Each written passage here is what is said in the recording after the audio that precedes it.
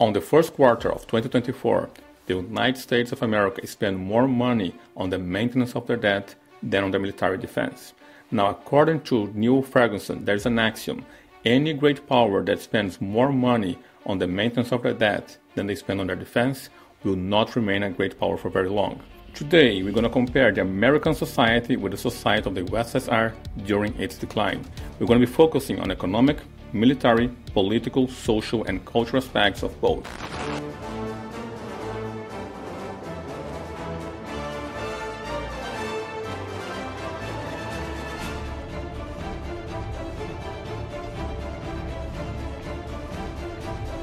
The USSR, or the Soviet Union, was once a great superpower. Now, that superpower came into collapse from within. There was no attack, no bombs, there was no war. It was really the actions of their leaders that brought them to the collapse. Those actions caused the population to go to economic struggle. It caused the expansion of the military and also caused the population to lose their trust on their leaders. This video is inspired on an article written by Neil Ferguson. The title of the article is "Are we all Soviets now?" And this is a question that is very difficult to be phrased and it's very difficult for us to receive it. However, Neil Ferguson is a good historian and he has the receipts to show. He also has an axiom, which is once an empire starts to spend more money on the maintenance of their debt, they will not remain an empire for very long. His axiom is true for the Catholic monarchy of Spain, the old regime of France, for the British Empire, and also for the Ottoman Empire. You can see on this graph that the first quarter of this year, the United States of America start to spend more money on the maintenance of their debt than they're spending on their defense. The last time that this has happened was in 1998 and was for just one quarter. However, the situation of the US is very different from the one of 1998. The fiscal situation of the US today, it is very similar to the one of the USSR, although most Americans are not willing to accept that. Let's hear what Neil Ferguson has to say about the fiscal situation of the United States of America. Let's just look at the situation of the United States, which is still the world's largest military superpower and still the world's largest economy. Everything is therefore fine? No, it's not fine. And it's not fine because that defense budget is inexorably going to be squeezed because of the massive amounts of borrowing that the federal government has engaged in since the financial crisis, then the pandemic, and more recently as a result of, I think, misguided fiscal policies. The debt to GDP ratio is now around about 110%. It was around 110% when he made that interview. However, it's around 120% today. Which at last was at the end of World War II. More shockingly, the deficit this year is running at around 7% of gross domestic product, and that's at near full employment, an extraordinary figure. So US fiscal policy is out of kilter. The fiscal health of the US today is zero, according to the World Heritage Foundation. Look at this graph and you can see fiscal health, zero. It doesn't get any worse than that. And the problem with that is that as interest rates have risen, to combat the inflation that I think was one of the unintended consequences of Joe Biden's first year in office, the cost of servicing that debt has gone up enormously. The American public debt today is over 120% of their GDP. Also, interest rate is the highest it has been for the past 20 years. Remember, the US has been spoiled with interest rates close to zero. Also, their deficit is growing. The deficit today is over $2 trillion. It's important to understand the difference between deficit and debt. Deficit is what you spend above your budget. That is already over $2 trillion, and that pretty much matches the situation that the USSR was when it came to the brink of collapse. If you find those numbers concerning, hit the subscribe button. I know the US is still the greatest military superpower of the planet. It's important to remember that the US is into conflict since 2001, and that is depleting their army. Another thing that is happening now is that the US is involved in too many conflicts, and that is overstretching their military capacity and depleting their military capacity, similar to the way that the USSR was overstretching its military, involving itself in so many conflicts, and that brought them to their demise. Despite the high budget for the military, the US military forces are facing some challenges. There's a report by the Senator Roger Wicker which highlights the lack of modern equipment, insufficient funding for training, and outdated infrastructure, especially when compared to China. In this interview, Neil Ferguson also mentions the insufficiency of the US military in comparison to China. Let's see what he has to say. But it's worse than that, John, because fiscal numbers don't tell you the whole story. In the last 20 years, there has been a fundamental shift in the balance of industrial power. Back at the beginning of this century, in about 2002 or 3, US manufacturing value added was twice that of China. Those roles have been reversed. There is also a graph that I find important to share with you guys, and it's a graph that shows the industrial productivity of the US. It seems to have reached a cap and is unable to go any higher. Let's continue hearing what Ferguson has to say. Today, China's manufacturing value added is roughly twice that of the United States. China is the workshop of the world. It is the arsenal of autocracy. And the US is no longer really the arsenal of democracy. And that means that if it comes to a conflict between the United States and China, it's the Chinese who can supply their armies far more readily with the weapons of war. With all that stuff that it turns out, look at what's happened in Ukraine, really matters. You need a lot of shells, 105 millimeter shells. And if you run out, you're in trouble. Well, the United States would run out of precision missiles within a week of a war with China. That to me is a point which is very concerning. Yes, China has not yet topped its manufacturing capability, and now China is also getting closer to Russia. China lacks only on the nuclear power to the US. However, Russia produces a lot of nuclear weapons, and the actions of the US pushing Russia towards China, to me, is a big mistake. And to back up Niels Ferguson's point, allow me to share with you guys this one image. The US Navy building compared to the Navy of China. Look at this graph. The yellow line is the US, and look at the gray line way above is China. That means that the capability to build new ships and to add force to its Navy, China is ahead of the US already.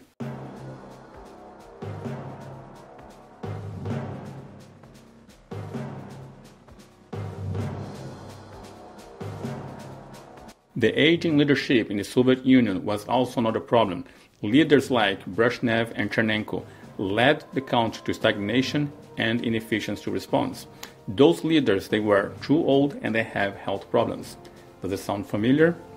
Today, the American leadership has a similar problem with Joe Biden at the age of 81 and not enough cognitive activity, as we saw on the debate. Donald Trump is not much younger than Biden. He's 78 years old. However, in my view, he has better cognitive function than Biden. Ferguson calls the US a gerontocracy.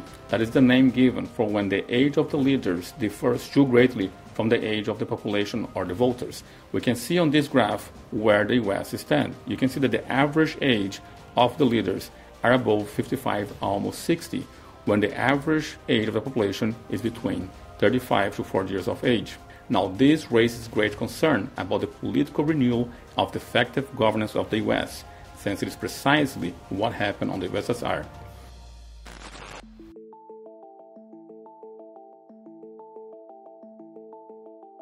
In the Soviet Union, the public distrust on government institutions was fueled by perceived propaganda, economic hardship, rampant corruption, and political repression. The government's control over media and the suppression of opposing ideas create a great disconnect between the official narrative and the daily reality experienced by the population.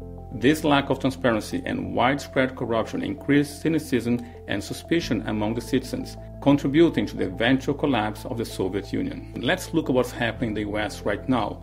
In the US, public trust in institutions has sharply declined. According to Gallup, confidence in major institutions has dropped from nearly 50% in 1979 to around 26% today. That means 3 in 4 Americans do not trust the government and public institutions.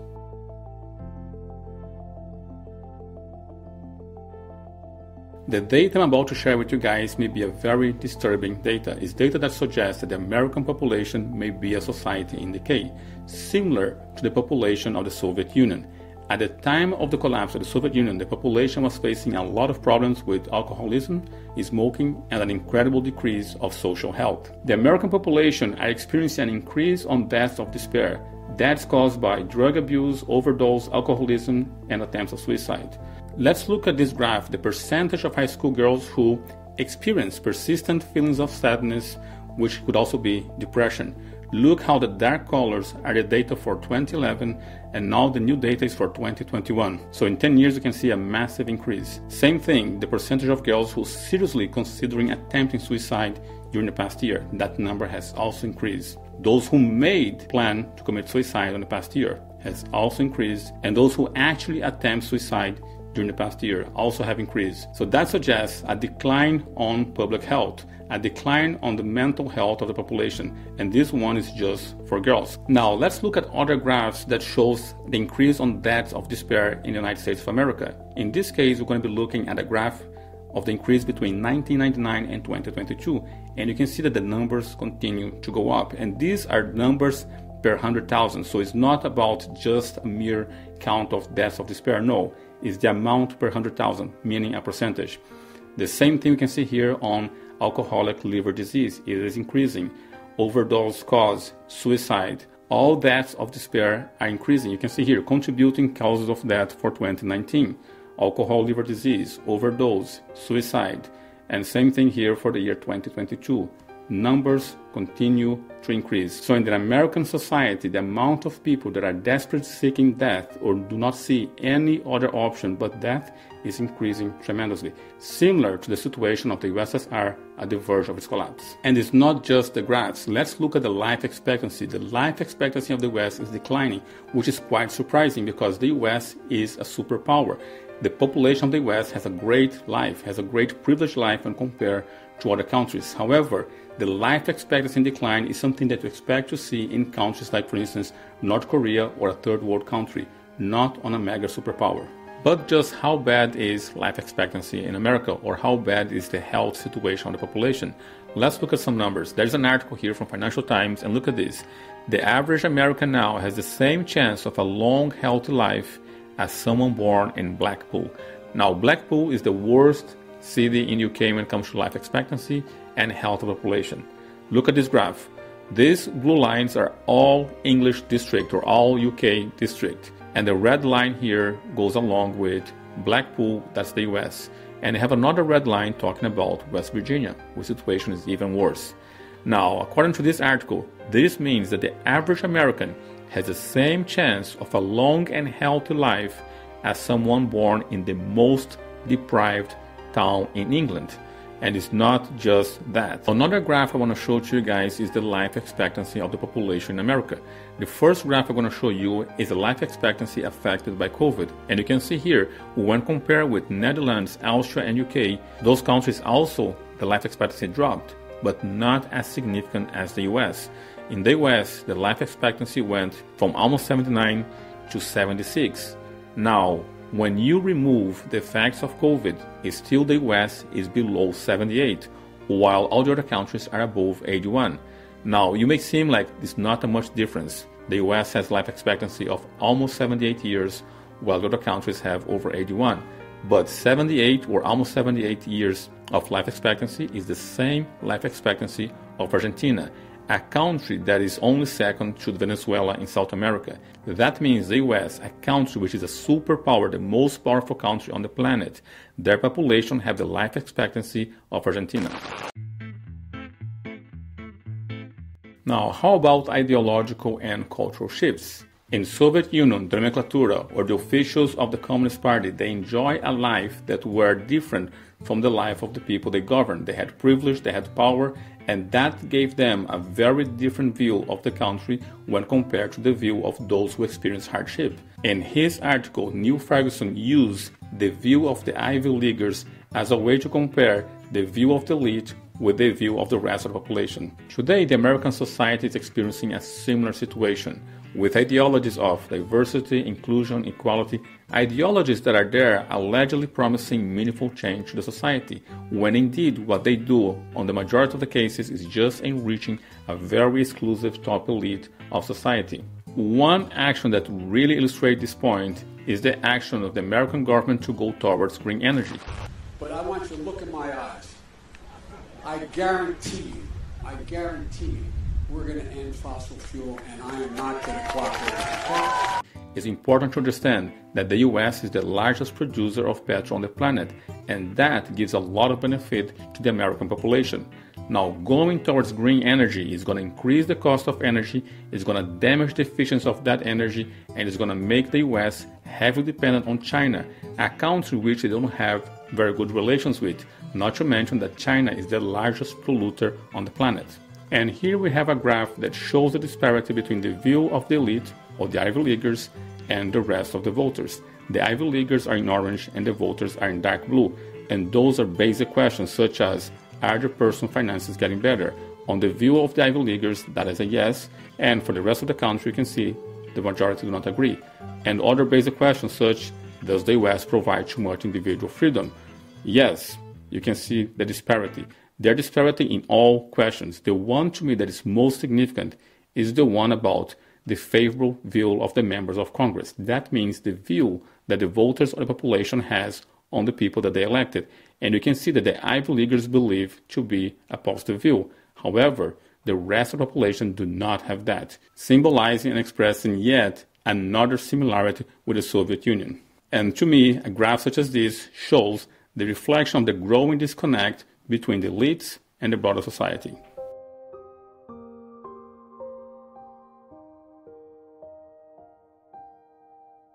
Ferguson also speaks of the behavior of society. On the Soviet times, the population did not feel free to express their thoughts or to say what they believed to be true. Similar things are happening with the American population today. The vast majority of the population do not feel they can express what they believe to be true because they feel afraid of confrontation and not being liked or attacked on social media. He also talked about how the society in Soviet times did not have any regards for family, patriotism, and community involvement. And this image of the article of the Wall Street Journal confirms Niels Ferguson's point. Look at this. The percentage of people who value patriotism has dropped from about 70% to below 40% between 1998 and 2023. The same thing is true for religion. It dropped from above 60% to below 40%. Having children or family, you can see that dropped from 60% to below 30%. Same thing for community involvement. It dropped from 60 to below 30%. That is about half on children or family and community involvement. The Soviets had to react to a disaster of Chernobyl. Now, Ferguson takes COVID and compares with Chernobyl, showing how incompetent the state is in dealing with the crisis. He also points that the justice system of the Soviet Union did whatever they could to discredit their political opposition, and now he compares that situation with what's going on in America today. Neil Ferguson also expressed on his article that he fears that Xi Jinping may have learned from the mistakes of the Soviet Union and may be able to maneuver the US into a Soviet-like position. Now let's look at Neil Ferguson's precise words. The question that haunts me is, what if China has learned the lessons of the Cold War I better than we have? I fear that Xi Jinping has not only understood that, at all costs he must avoid the fate of his Soviet counterparts. He has also more profoundly understood that we can be maneuvered into being the Soviets ourselves, saying that Xi Jinping can maneuver the US into playing the role of the Soviets, and he explains that further.